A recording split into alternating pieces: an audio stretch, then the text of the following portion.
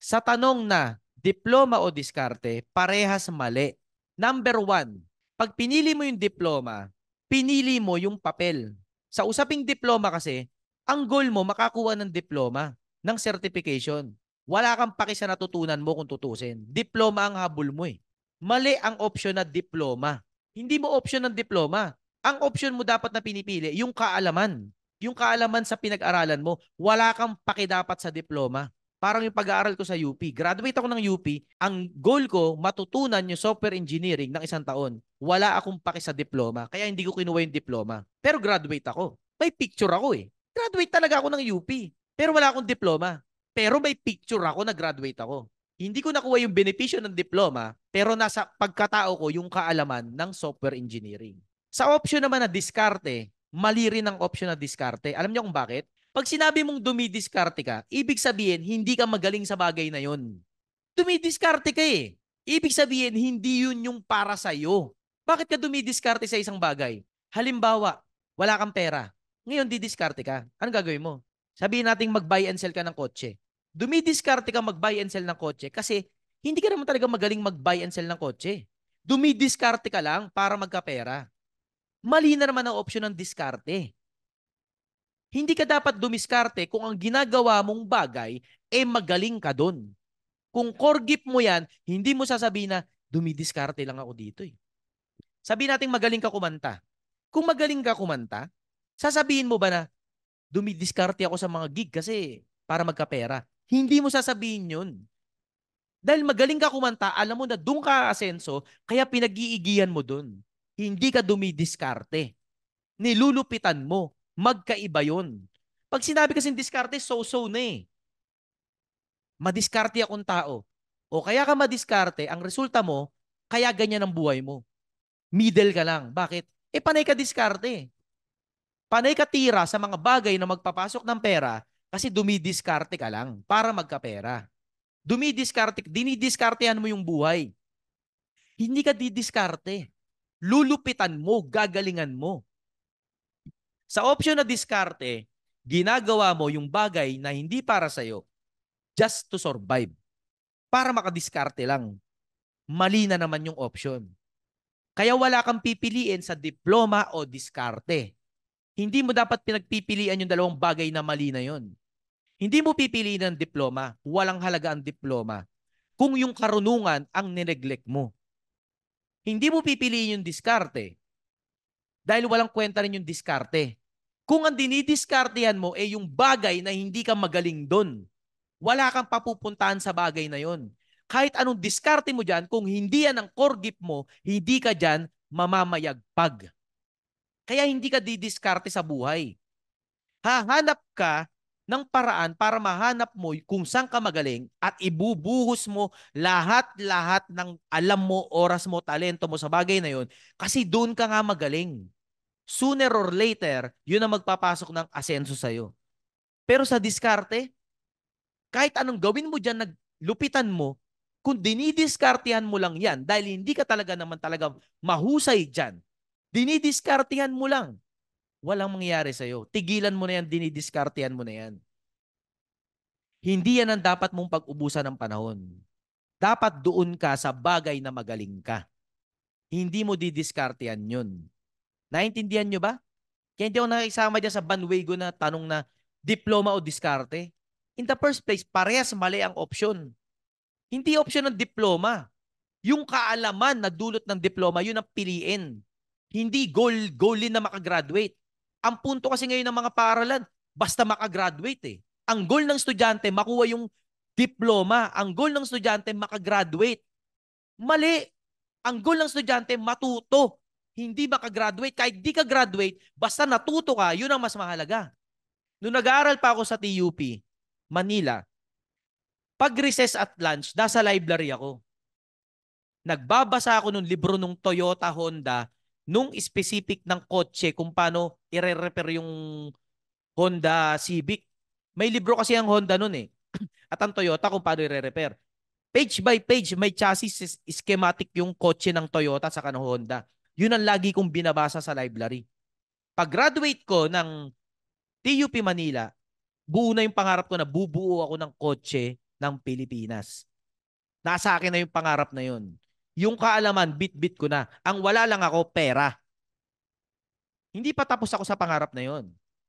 Gumagawa ako ng maraming pera ngayon para kahit sino hindi makapagdikta sa akin na tigilan ko yung pangarap na yun. Pinaghahandaan ko yung malaking pangarap na yun. Pero sa ngayon, kung anong meron ako, pinag-iigihan ko.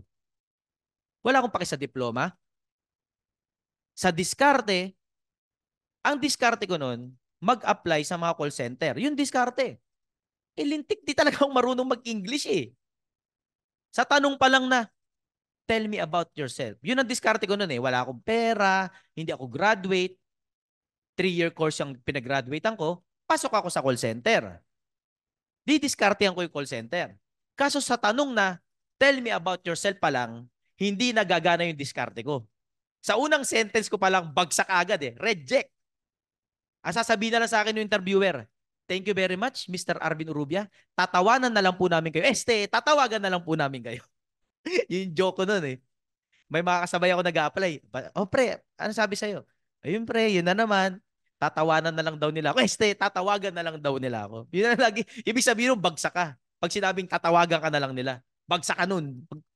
Ang tunay nila ibig sabihin, tatawanan ka na lang. Sa tanong na, tell me about yourself. Babanat na ako ng English. Nag-aral ako ng English. Diniskartehan ko yan. Paano ako nag-aral mag-English? Sa TUP Manila, hindi uso English dyan. Mga estudyante sa TUP Manila, tunay na Pilipinong katas ng araw yan. Talagang pawis kung pawis dyan. Kami yung mga tunay na ehemplo ng Pilipino. Kahit mainit, di pinagpapawisan. Joke lang. Basta legit na Pilipino talaga yung nag-aaral sa TUP Manila. Hindi kami sanay magsipag-English. Yun ang culture sa TUP Manila. Pag nag-English ka dyan, they will hate you. Kumbaga, nasa mundo ka, English tong hayop na to. Mapapaaway ka lang doon. Kaya wala nag-English sa TUP Manila. Nung panahon namin, ewan ko lang ngayon. Kaya pag graduate namin, hindi kami sanay mag-English. Kaya dehado ako sa English. Diniskartehan ko yung pag-i-English na yan. Paano ko diniskartehan? Simple lang. Nanood ako ng 5 Hollywood film kada araw. Nanood ako ng 5 English na pelikula kada araw sa loob ng 1 linggo. Kaya nung tinanong ako sa una kong interview, Mr. Arvin Urubia, tell me about yourself. Ganito ang aking Inglisan. Kasi nag-aral ako sa University of DVD eh. So ang aking English ay ganito. I will tell you about myself. My name is Arvin Urubia and I graduate of TUP Manila. Yung boses ko, niga. Yung boses ko, yung sidekick ng bida sa mga Amerikanong pelikula. Alam mo yung American film? Puti bida nun eh. Puti. May sidekick na negro yun. O kaya Meksikano. Yun yung kinokopya kong boses. I tell you about myself. I eat food in my night. Yung sidekick, yun yung nakopya kong English version. Ayun, sablay. Hindi ka naman pwede sumagot ng call center na, hey, how are you doing, man? How are you doing? Tell me about your problem, man. I will solve for you. Bagsak. Kaya tinatawanan na lang ako ng mga interviewer sa akin. Yun yung diskarte ko. Hindi gagana yung diskarte pag tinahak mo, hindi ka magaling doon. Saan ako magaling? Magaling ako mag-Tagalog. O yung content ko, Tagalog yun, di ba? May English ba doon? Pag ako nag-English, papatawa lang ako. Sabi ni Kasosyo Paul, kaya pala hindi nakapasok sa call center. Totoo naman. Ang highest paid sa call center, mga kasosyo, no? Pag Japanese ka, mahal bayad dyan. Japanese accent. Kapag ka rin, European accent yata yan. May mga accent na mahal eh. Kapag negro accent ka o kaya Mexican accent, tulad nung akin, wala, ka, lowest paid. di ka tanggap. Yun yung diskarte ko sa buhay. May napalama ako doon. Kung diniskartehan ko ng diniskartehan yun, no? Pinilit kong maging magaling doon, ano kayang napala ako? Wala. Bakit? Hindi, in the first place, di nga ako magaling doon, kaya nga diniskartehan ko lang. Pinastra ko lang manood ng DVD ng 1 linggo para matuto mag-English. Ano nangyari? Wala. Kaya sa option na diskarte, hindi ka didiskarte sa buhay. Dahil pag dumidiskarte ka, ibig sabihin, hindi ka magaling dyan. Hindi ka malupit dyan at hindi ka magiging number one at hindi ka at wala kang chance ang maging pinakamagaling dyan. Kaya never kang didiskarte. Ang payo ko sa kasosyo malupit principle, sa kasosyo principle, hanapin mo kung saan ka magaling at diyan ka magpo-focus. Kahit ano yan. Kahit sa pagtatanim ng munggo yan. Mapakagaling mo magtanim ng munggo. Hindi mo maintindihan pero ang galing mo magtanim ng munggo. Baka yan ang core gift mo. Tignan mo yung opportunity na yan. Huwag kang mag-a-apply sa call center kung ang talento mo magtanim ng munggo. Wala kang mangyayari. Walang mangyayari. Tapos na interview mo, tatawanan ka na lang nila. Tatawagan ka na lang nila. O, shoutout sa lahat ng ilan ba? Siguro nakalimang apply din ako dyan. Teleperformance, Teletech, yung SMI sa AVI dito sa show, Convergys, may isa pa eh. Hindi ko na inabot yung Concentrix, wala pa nun yun eh. Saka yung CVX, yung 3 letra lang, di ko rin inabot yan. May isa pa eh, mga 5-6 akong in-applyan.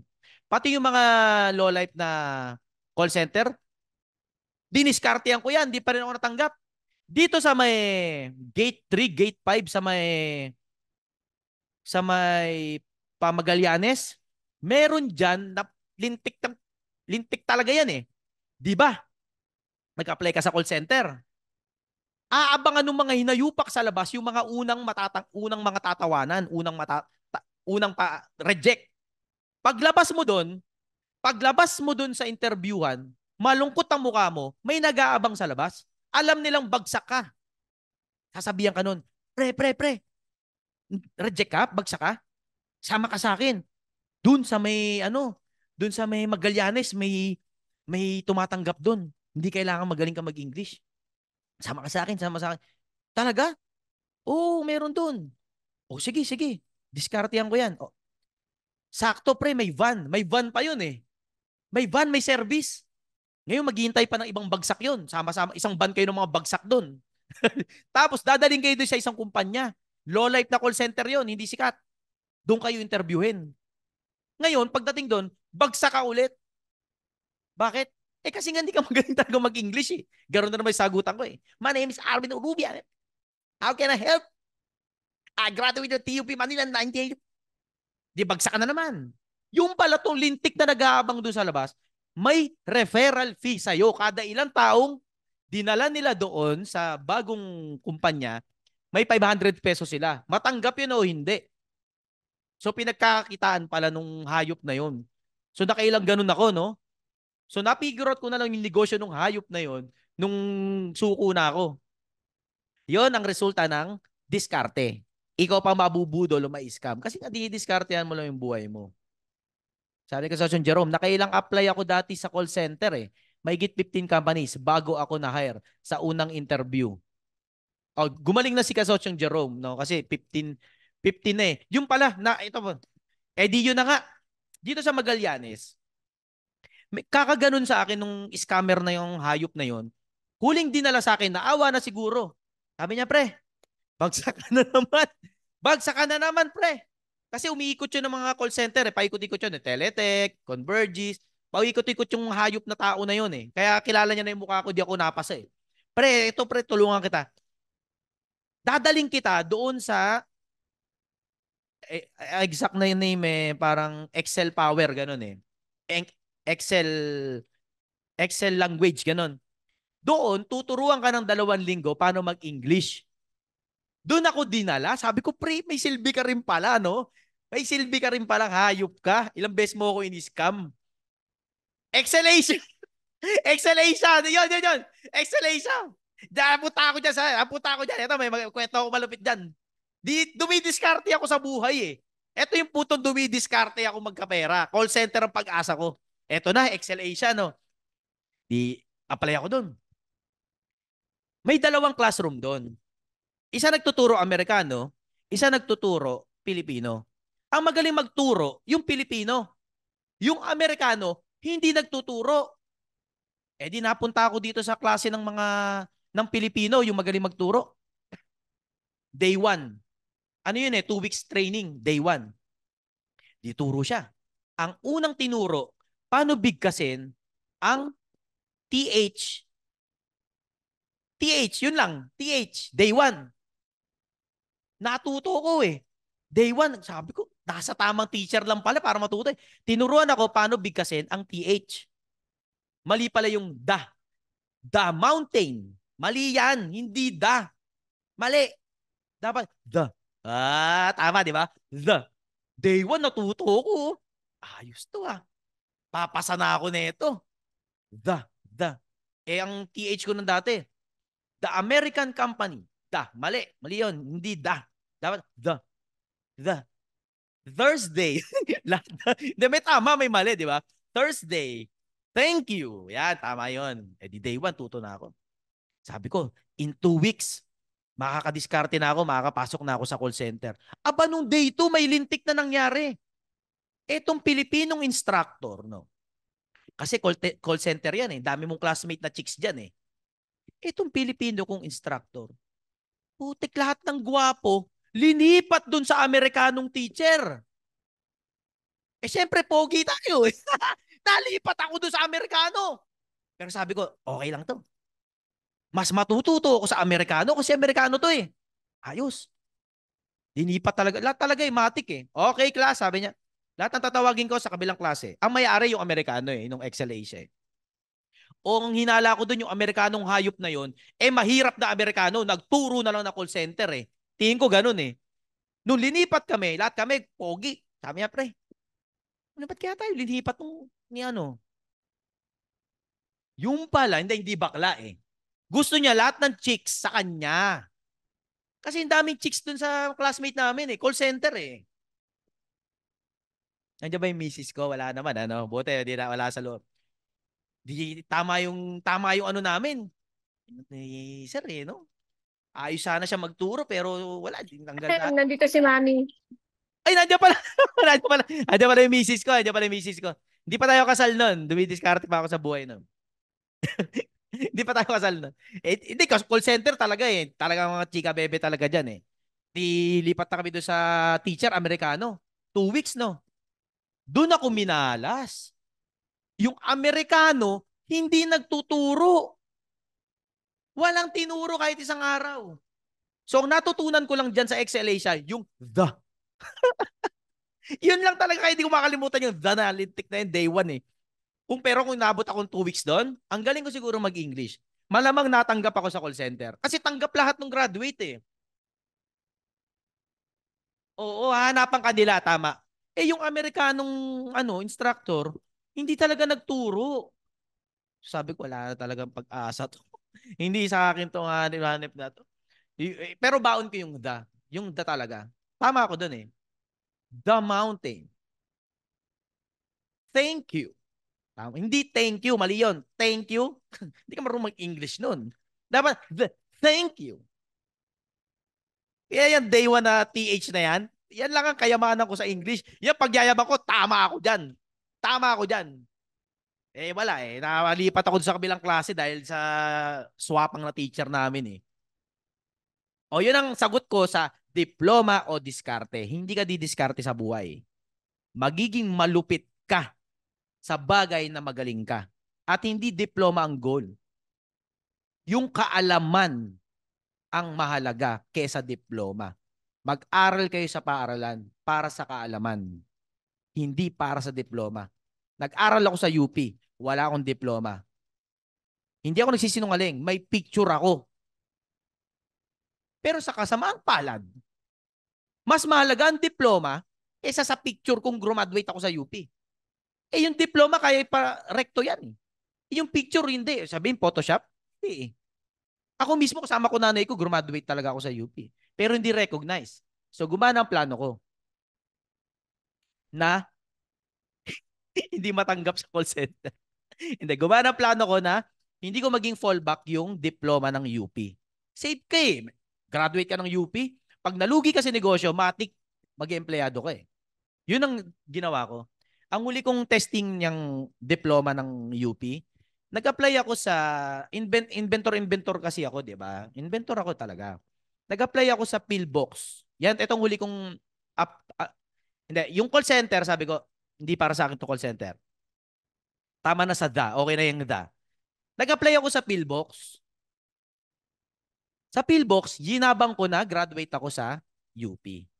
Pero diyan gumana na hindi nila matanggap na graduate ako nang wala yung diploma ng UP. Kahit may picture akong pinakita. Ang dami kong dalang picture, resume ko. Resume ko, 1 page. Ang picture, 10 page. Kasi nakalagay doon, President of Hylimbia Business Solution. Project Manager of is Water Up, Water Utility Innovation. Basta ganun, malulupit yung aking experience. Hindi talaga siya kapanipaniwala. Kaya ang ginawa ko, nag-print ako ng maraming picture. Ito yung resume ko, isang piraso. 10 pages ang picture sa likod. Alam ko makasave pero ayoko na mag-ubos ng oras eh. Kaya pag ako talaga in-interview, talaga sumasakit yung ulo ng HR. Ito pa isa. Yo, naalala ko na. Yung huli, JP Morgan Chase. Nag-apply ako dyan. Kasi bigayan dyan nun, 30K, 35K. Merong isang series sa foreign, no? Wala pa Netflix nun. Yung The Man Who Built America. Pinanood ko yan ng buong buo. Panoorin nyo, napakaganda nun. The Man Who Built America. Istorya ni Vanderbilt, istorya ni JP Morgan, istorya ni Ford, at saka Carnegie, Rockefeller. Yan, istorya, sabi ni Kasosyo Eli. Pinanood ko yan ng ilang beses. Maniwala kayo sa hindi, mga kasosyo. Napakaraming aral dyan. Meron sa YouTube pero ang hina nung quality. Pero meron sa YouTube. Kaya kabisado ko yung istorya ni JP Morgan. Nung in-interview ako sa call center na JP Morgan and Chase, tinanong ako, what do you know about JP Morgan and Chase? Eto na. Ang galing kong dumaldal. Tapos medyo praktisado na ako. Kuwinento ko yung buhay ni JP Morgan na napanood ko dun sa The Man Who Built America. Yung nag-interview sa akin, nagsasabi nito. Sabi ko, JP Morgan is a dreamer American. He built a lot of businesses. He invested a lot of money into a lot of ventures in corporation in America. Yun, sinasabi ko. Pero napanood ko lang naman sa series. No? Ang tinatanong lang naman sa akin, anong alam ko doon sa JP Morgan Chase na call center? Iba pala yun. Call center. Ang kwento ko, sino si JP Morgan at paano siya nagsimula, paano siya nagtagumpay at ano yung mga aral sa kanya. Siguro paano ba? Siguro parang nag-vlog na rin siguro ako noon. Yun yung huling apply ko ng call center, JP Morgan Chase. Hindi ko makakalimutan. Umiyak ako noon. Umiyak ako sa Mind Museum. Magkatabi yun eh. JP Morgan, tapos di bagsak na naman ako. Yun yung pang-5, pang-6. Naiyak na ako. Napalakad ako dito sa Mind Museum. Doon sa Mind Museum, museum siya nung time na yon ni Leonardo da Vinci. Hindi ko makakalimutan yon. May picture ako nun. Leonardo da Vinci. Doon sa Mind Museum, puro invention ni Leonardo da Vinci. Tapos, doon ko na nasabi, sa sarili ko na, magpo-focus ako dito sa invention ko. Parang parang ano ba yun? Langit na yung nagdikta na bagsak-bagsak ako sa buhay, ay sa call center. Tapos, yung ginalingan ko na talaga na yung JP Morgan Chase, ang dami ko talagang nasabi at saka yung English ko, alam ko maayos-ayos na eh. Pero bagsak pa din ako. Bakit ganun? Madidishearten ka na talaga eh. Kaya nung naglakad-lakad ako, napunta ako dun sa Mind Museum, hindi ko talaga makakalimutan yung araw na yun. Ano yun, deciding point na yun ng buhay ko na kahit anong mangyari, magne-negosyo ko. Dapat kong mapagana yung negosyo kasi kung hindi, wala na.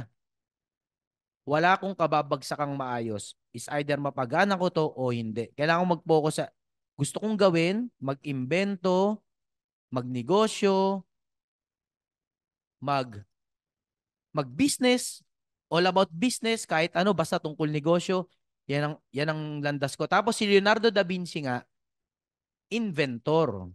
Kaya doon ako na-inspire talaga na eto talaga yung focus ko. Bahala na kung anong mangyari rito. Kung sakali mang hindi gumana yung pag-imbento ko o yung pagninegosyo ko, papaganahin ko pa rin to. Basta, yun yung time na yun. Yung naglakad ako sa Mind Museum, sakto pera, may entrance fee pa yun eh, no? May entrance fee, para magkano ba yun? Saktuhan lang, basta saktuhan lang entrance fee. Tapos super na inspired ako kay Leonardo da Vinci. Doon pinakita yung invention niya na mga lumilipad, yung mga design niya doon na yung mga design niya doon na mga drawing niya sa katawan ng tao. Basta super na inspire ako doon. Hindi ko mahanap. Yon ang diskarte, di ba? Pilitin mo man, madidiskartehan mo siya pero hindi ka doon magwawagi. At sa bagay na magaling ka, pinaniniwalaan ko, hindi ka didiskarte.